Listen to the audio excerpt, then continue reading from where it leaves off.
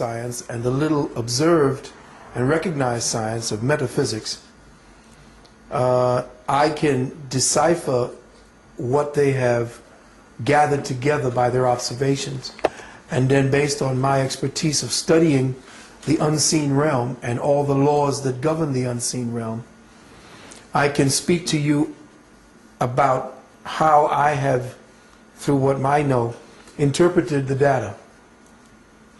Well, first and foremost, the science of genetics is another form of fragmentation of the study of the whole biospiritual body that we call the human being. More and more, as we advance in the study of man, humanity, we begin to fraction and fragment the physical temple into ever more microscopic venues.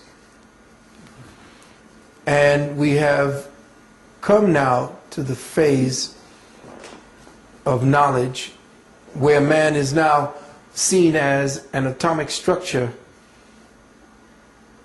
created or formed into a molecular structure, which in turn is formed into a cellular structure, and from that cellular structure comes out into the different forms of intelligence that we see walking the planet from the DNA. All of the different quote-unquote discoveries that we're getting today is based upon the perception that present man has of himself, or the present church or religious venue of science. Science is a form of religion.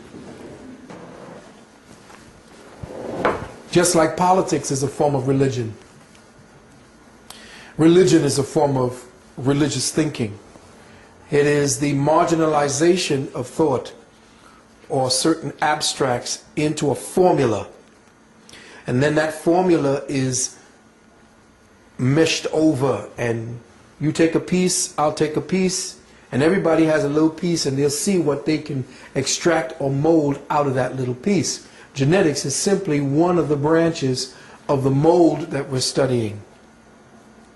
And it's interesting that the more we find out genetically about ourselves, the more we get to that little black box, which no one seems to want to speak about except us, and that is melanin.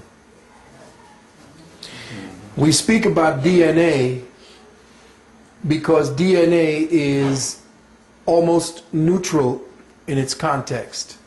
Everything that has a biological basis has DNA. So does rocks, dirt, everything has some form of DNA structure because it is part and parcel of a living, breathing, sentient, conscious planet. So there is no part of what we live on or what we participate in that is not conscious. Not only of itself, but as itself.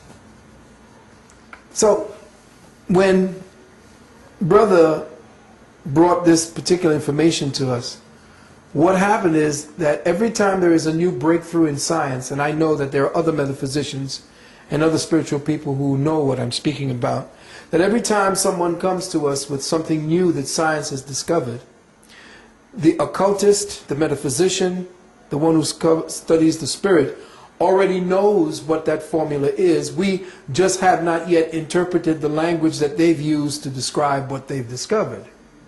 But once we get a chance to look at it for a while, we know, based upon the science of metaphysics and the study of the occult realms that our ancestors have studied, we know what they are touching upon and what they are looking through. So he may hide behind his codes, which probably, if you punch in the letters DNA, you probably get right to them. You have to see that his constant fractionalizing of life is based upon the way that he sees through the prism of his reality. He cannot see or abstractly understand and understand whole beings and whole things. The Caucasoid has a frame of reference that cannot see the wholeness of a thing. He may be able to describe the surface of it, but his ability to interface with that thing that he is observing, he does not have the mechanism, the crystalline mechanism necessary for him to access that.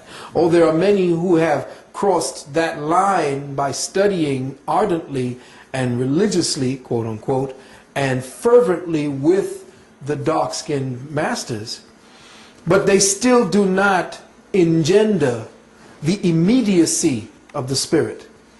They have to describe it in abstract forms through their formulas and what they believe they see as we consciously move through ever-evolving stages in the spirit.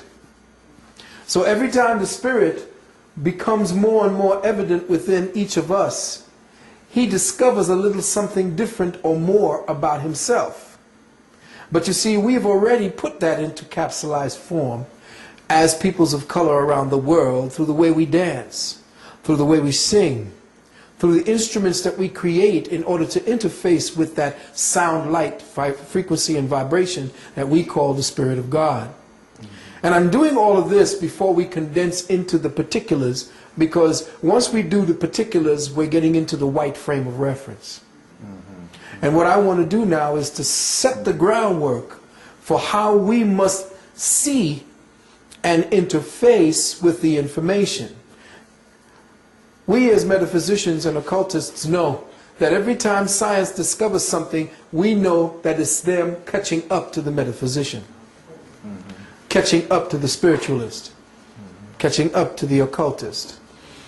There is nothing that he will ever discover that is not already known by the very few peoples who still retain the ancient wisdom knowledge, the ancient wisdom sciences, the mystery science that they talked about in ancient Kemet, the shamanic sciences that they talk about amongst the indigenous people.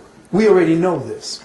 But it is necessary because our children are caught up in this paradigm where everything needs to be fractionalized, torn apart, eviscerated, thrown up into pieces, ripped apart, so that you can see how the little pieces work.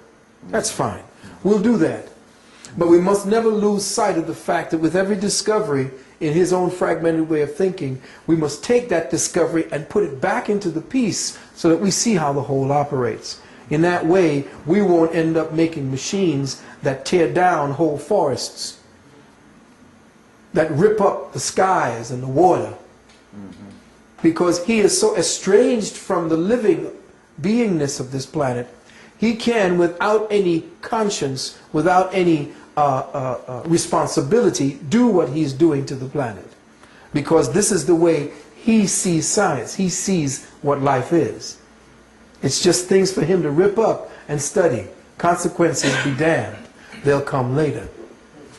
So I must place into the records that his ever deeper incursion into the study of DNA is his ever deeper incursion into the study of dark matter consciousness, which is the study of melanin. Because melanin is the intelligence that makes the spirit real to us. It is the aspect of spirit that weaves the intent and the will of the Creator into something that we can perceive, something that we interface with through time and space, something that we could say this is this and that is that. It gives us depth, it gives us perception. Melanin differentiates the one spirit into the many things that we witness as reality. So the study of DNA and the study of genius is the study of melanin, of which the peoples, the first peoples of the planet, have the abundance of. You see, when they mine us, when they stole us, when they captured us, when they came over and they tore up our ancestry and destroyed us,